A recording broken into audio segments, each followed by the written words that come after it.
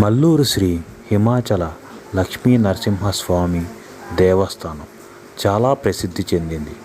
దాని గురించి తెలుసుకుందాం.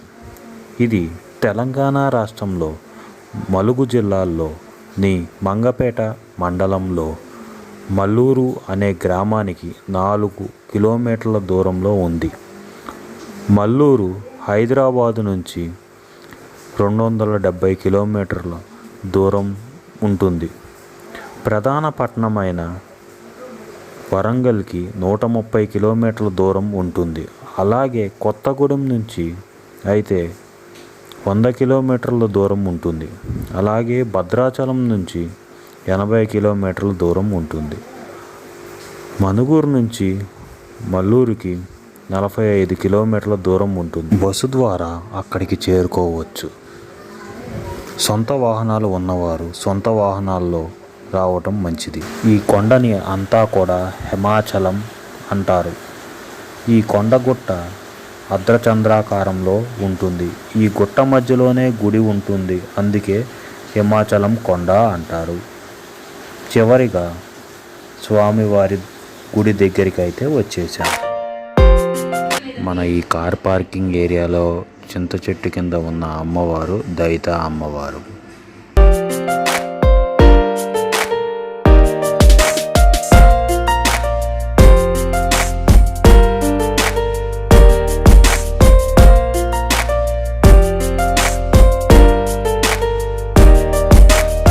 ఇప్పుడు మనం చూసేది ఇదంతా అడవి. ఈ అడవి లోపలికి వెళ్తే చింతామణి జలపాతం అని ఉంటుంది. ఈ చింతామణి జలపాతం స్వామివారి పాదాల దగ్గర నుంచి పారుతుంది వస్తుంది అని చెప్తారు అందరూ. ఎందుకంటే ఈ నీరు స్వామివారి పాదాల నుంచి ఔషధాల చెట్లు గుండా వేర్లు గుండా కొండల్లో నుంచి రావటం వల్ల మనకి ఇక్కడికి ఈ నీరు ఔషధాల ప్రభావం ఎక్కువ ఉందని చెప్తారు. అందుకే ఈ నీరు త్రాగటం వల్ల మనకి చాలా ఆరోగ్య ప్రయోజనాలు ఉన్నాయని చెప్తారు. ఇదంతా చాలా పెద్ద అడవి. మనం స్టార్టింగ్లోనే బోర్డు చూసి ఉంటాం. ఇది ఒక పెద్ద ఔషధాల గని అని చెప్తారు.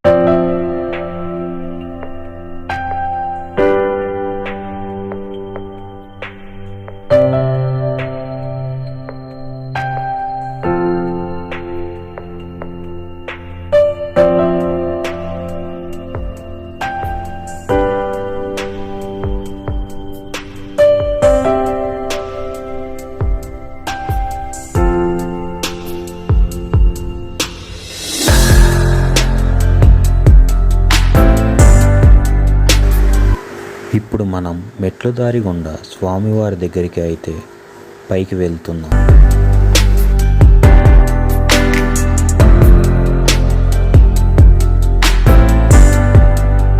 మనం ఈ గుడి లోపలికైతే వచ్చేసాం.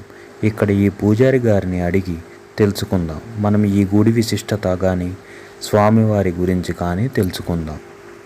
మల్లూరు గ్రామం, మంగపేట మండలం, ములుగు జిల్లా, తెలంగాణ రాష్ట్రంలోని శ్రీ హిమాచల లక్ష్మీ నరసింహస్వామి వారి దేవస్థానం. ఇక్కడ స్వామివారు 9 అడుగుల 4 అంగుళాలు ఉండి మానవ దేహం ఎలా ఉంటుందో స్వామివారి శరీరం కూడా మెత్తగా మృదువుగా సున్నితంగా ఉండడం ఇక్కడ స్వామివారి యొక్క విశేషం. ఇకపోతే శాతవాహన శకం 2వ శతాబ్దం కాలంలో దీపకర్ణి అనే మహారాజు గారికి స్వామివారి స్వప్నంలో కనిపించి నేను ఈ ప్రదేశంలో ఉన్నా, నన్ను బహిర్గతం చేయండి అని చెప్పారు. ఎప్పుడైతే బహిర్గతం చేయమని చెప్పారో అప్పుడు వారి సైన్యంతోనే వచ్చి ఈ కొండనంతా తొలుచుకుంటూ వచ్చారు. అలా తొలుచుకుంటూ వస్తున్న క్రమంలో స్వామివారి నాభిలో గుణపం పొడి తగిలింది. ఎప్పుడైతే స్వామివారి నాభిలో గుణపం పొడి తగిలిందో అప్పుడు స్వామివారు బాధకి అరిచారు. అరవగానే కొండంతా పగిలిపడిపోయి ఇక్కడ స్వామివారు స్వయంభుగా బహిర్గతం అవడం విశేషం. ఆ దెబ్బ తగిలిన ప్రదేశంలో నుంచి గుణపం తీయగా రక్తం ధారలా కారుతూ ఉంది. ఆ కారుతున్న సమయంలోనే దానికి అడ్డంగా పసుపు గంధం పెట్టారు. మనకి దెబ్బ తగలగానే మనం ఏం చేస్తాం? పసుపు పెడతాం కదా. అలాగే ఆ స్వామివారికి ఆ యొక్క నాభి ప్రదేశంలో పసుపు గంధం కలిపిన మిశ్రమాన్ని ఆ యొక్క నాభి ప్రదేశంలో అద్దారు. అయినప్పటికీ కూడా స్వామివారు ఉపశమనం పొందకపోగా బాధతో అరుస్తూనే ఉన్నారు, విలపిస్తూనే ఉన్నారు, ఆక్రోషిస్తూనే ఉన్నారు స్వామివారు. అప్పుడు రాజుగారు అడిగారు, స్వామి మీ యొక్క బాధ నుంచి నేను విముక్తిని చేయాలంటే నేనేం చేయాలో పరిష్కార మార్గం తెలుపమనగా ఆ స్వామి వారు సెలవు ఇచ్చింది ఏంటంటే తైలాభిషేకం చేయమని చెప్పారు. తైలం అంటే నువ్వుల నూనెతో అభిషేకం చేయమని చెప్పగా వేద పండితుల చేత ఋషుల చేత ఇక్కడ స్వామివారికి నువ్వుల నూనెతోనే అభిషేకం చేయించి స్వామివారి యొక్క బాధ నుంచి ఉపశమనం కలుగజేశారు రాజుగారు. ఎప్పుడైతే ఆ యొక్క బాధ నుంచి స్వామివారు విముక్తుడయ్యారో అప్పుడు లోక కళ్యాణార్థం 2 వరాలు ఇవ్వడం జరిగింది. ఆ వరాలు ఏంటంటే దెబ్బతగిన ప్రదేశంలో మనం పసుపు కానీ గంధం కానీ పెడతాం కదా, ఆ యొక్క ప్రసాదాన్ని గనక సంతానం లేని వారికి ఇస్తే శీఘ్రమే సంతానం కలుగుతుందనేది ఈ క్షేత్రంలో ప్రప్రదమైంది. ఆ తర్వాత ఆరోగ్య సమస్యలకి, వివాహానికి, జ్యేష్ఠ ధనిష్ట మూలా నక్షత్రాలకి, సూర్యగ్రహణంలో పుట్టిన, చంద్రగ్రహణంలో పుట్టిన, కూజ సర్ప దోషాలకి దోష పరిహారార్థం సాలగ్రామ తీర్థంతో శుద్ధి చేసి మంత్రోపదేశంతో ఆ యొక్క నాభి ప్రసాదాన్ని ఇవ్వడం ఇక్కడ విశేషమైంది. అది వాడే విధి విధానాలు సంతానానికైతే ఒక రకంగా, వివాహానికి ఒక రకంగా, అట్లా ఆరోగ్యానికి ఒక రకంగా ఇక్కడ వాడే విధి విధానాలు 3 నెలల నుంచి 6 నెలల కాలం పాటు ఆ యొక్క నాభి ప్రసాదాన్ని వాడే విధి విధానాలు ఉంటాయి.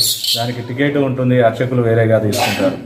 రెండవది తిలతైలాభిషేకం. ఈ తిలతైలాభిషేకం కనుక చేయించుకున్నట్లయితే సమస్త సమస్యలకి స్వామివారు పరిష్కార మార్గం చూపెడతారు. ఎలాంటి సమస్యలకైనా సరే, గ్రహ దోషాలు కానీ, నక్షత్ర దోషాలు కానీ, సర్పదోషాలు కానీ, ఎలాంటి దోషాలు ఉన్నా కూడా ఇక్కడ ఒక 4 వారాలు తిలతైలాభిషేకం కనుక చేయించుకున్నట్లయితే ఆ యొక్క సమస్యలను కూడా, సమస్త సమస్యలకు కూడా స్వామివారి పరిష్కార మార్గం చూపెడతారు. అంత గొప్ప మహిమాన్విత దివ్యమైన క్షేత్రం మల్లూరి హేమాచల క్షేత్రం.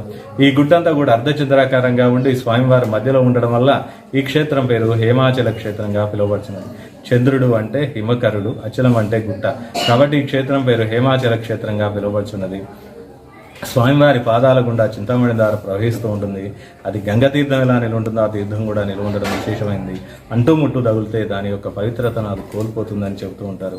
అలాగే స్వామివారి పాదాల గుండా రావడం, చెట్ల వేర్ల గుండా ప్రవహిస్తూ ఆ ప్రాంతానికి రావడానికి ఆ చింతామణికి ఔషధ గుణాలు ఉన్నాయని చెప్తూ ఉంటారు.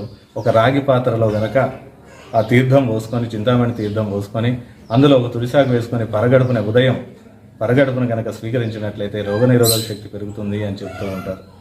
ఇక స్వామివారు ఇక్కడ స్వయంభుగా వెలవడం వల్ల, ఉగ్ర నారసింహుడిగా, జ్వాలా నారసింహుడిగా వెలవడం వల్ల ఎదురుగున్న గ్రామాలన్నీ తగలబడుతూ ఉండేవి.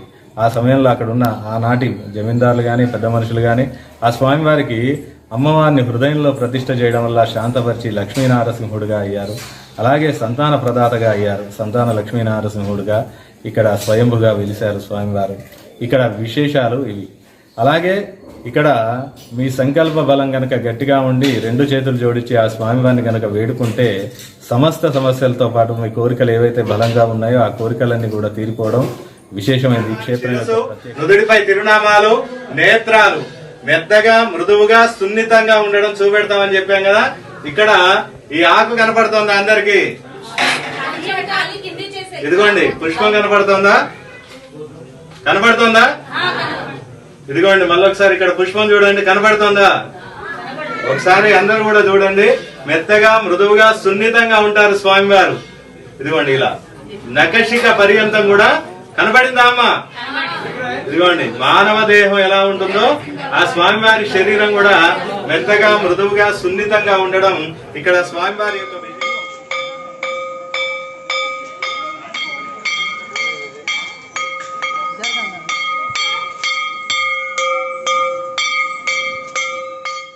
ఈ వీడియో మీకు నచ్చినట్లయితే please like, share and subscribe.